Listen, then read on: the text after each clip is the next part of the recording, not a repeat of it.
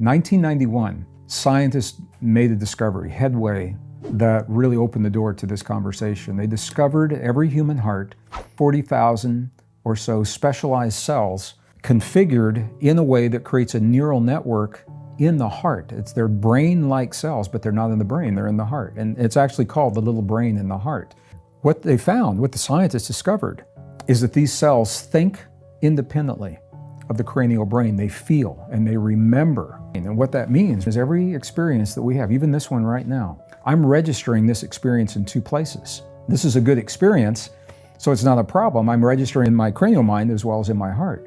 But if we were having a trauma, it would still be registered in both places. And if I tried to heal that trauma only through thinking about it or talking about from my mind, it might feel incomplete. The healing may feel incomplete. And the reason is because I've only addressed what happened in here. I haven't addressed what happened in here. Now we know this intuitively.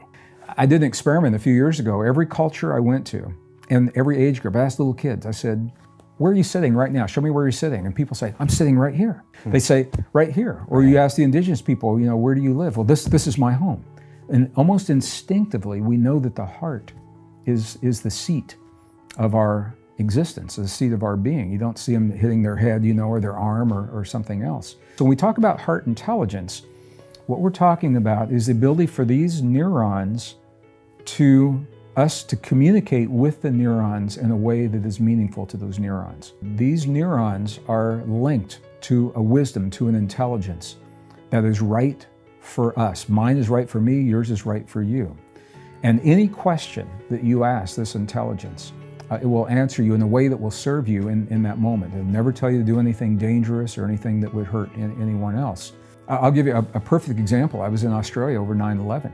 Couldn't get back into my own country until the flights were flying again. And when they did fly, I was in Sydney, Australia, and there was a Boeing 747, that's a big plane, with fewer than 20 people that were going to come to the US. And there was, at the ticket counter, we were at the gate to board, and the agent said, there's so few people, we're not going to board by boarding rows. You can board this plane if you want to and go to America. And I said, well, you don't sound very encouraging. She says, I don't know what happened in that country. She says, but this plane's going to go there if you want to go there. I don't know if it's going to happen again. I don't know if it's over, but if you want to get on the plane, get on the plane. And really didn't instill a lot of confidence in me or the other people that were there. I said, hold that thought, just wait a minute. And I stepped around the corner, and there's a technique where you can literally, you touch your heart like this. And when you touch your heart, your awareness will always go to the place where you feel the touch. So when you call your attention into your heart center in this way, and you slow your breathing,